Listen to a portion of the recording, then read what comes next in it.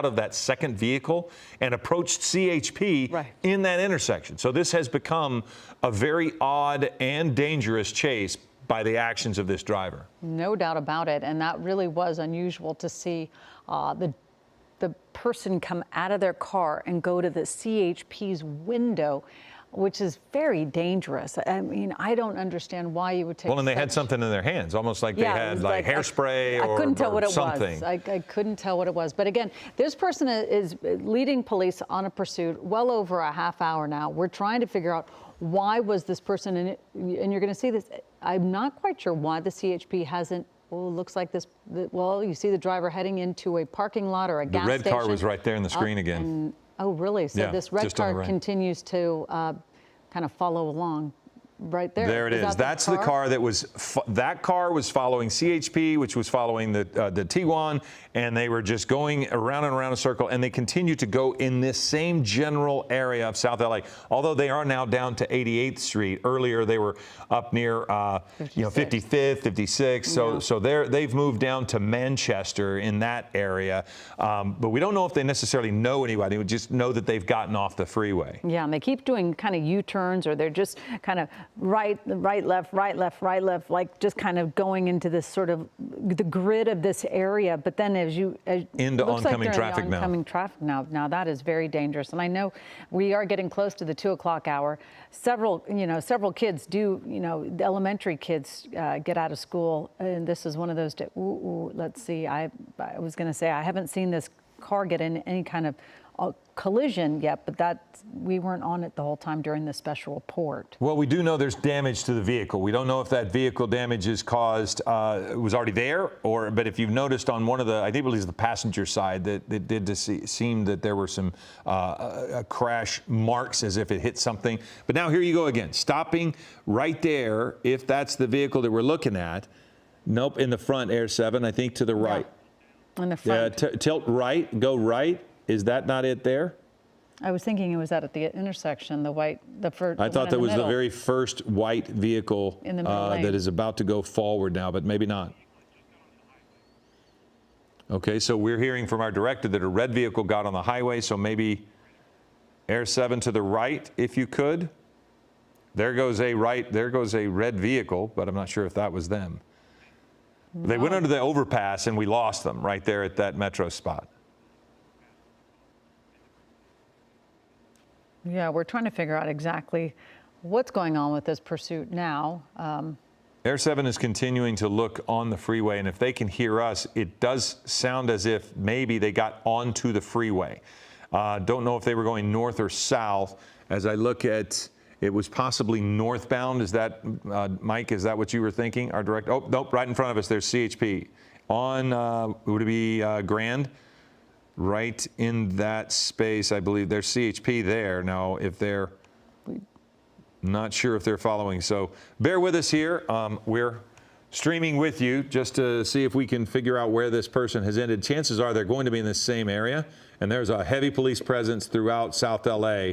The last we had seen them, they were Manchester and Western, I believe, is what we had seen a moment ago. Yeah, and again, it's not easy when you start realizing it's very hard for police, any sort of jurisdiction, to pull over a car during a pursuit when there's a lot of cars on the street. They're trying to be mindful of the community, and then this person, as you can see right there, you see so many white cars, a pretty popular color. So again, we're trying to figure out where this car is. Remember, it was a Volkswagen, small SUV, a Tiguan, if that's how you pronounce it, but that part's debatable. But again, it's the white VW SUV, and now it appears that at least our eyes are not on it. Air 7's trying to find it as we kind of get a vast view of this area. And as soon as we see more CHP cars or LAPD cars,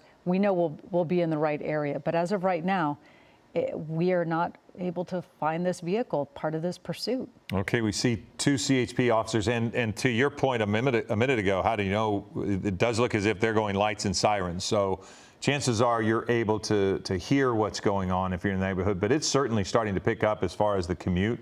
We're seeing more and more cars, and this person had stayed off the freeway and was just driving around on surface streets. And now we're seeing CHP at a pretty high rate of speed. Yeah. It looks like they're going on Manchester there, if I'm reading this correctly, and it is possibly going away from the freeway. So maybe they saw something ahead that has them heading in that direction.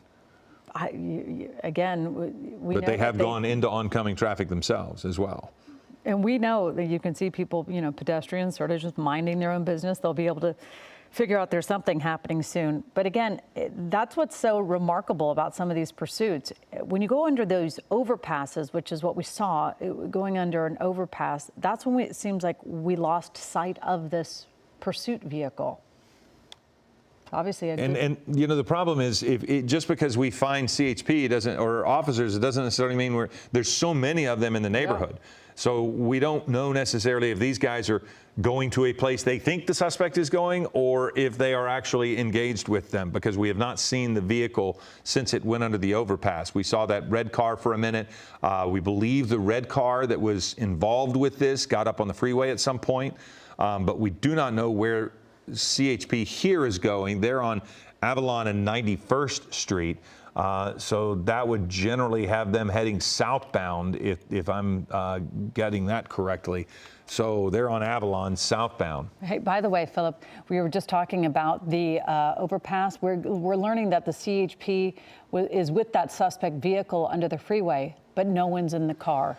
So that leads you to believe that red car. The two of them might be in the red car and on the freeway. So it says here also in our note from our assignment desk that the driver got into a red vehicle, continued on Manchester, and they've lost sight of it. So that all makes a lot of sense in the possibility that the red vehicle got up onto the freeway and took off. Yeah, very, very much involved with this pursuit as well. I know our director was saying that, and I was thinking, no, that seems very unusual. But Michael, you called it.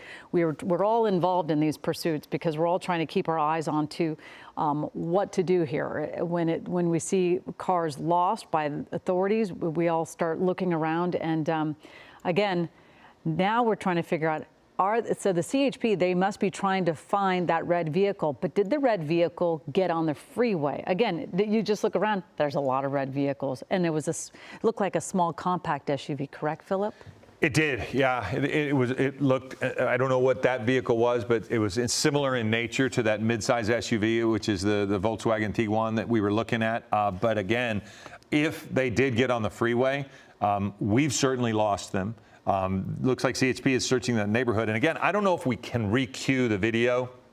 It might be too difficult because we're about to wrap this up here in a few minutes if we can't find the suspect. But that was such an interesting thing to see.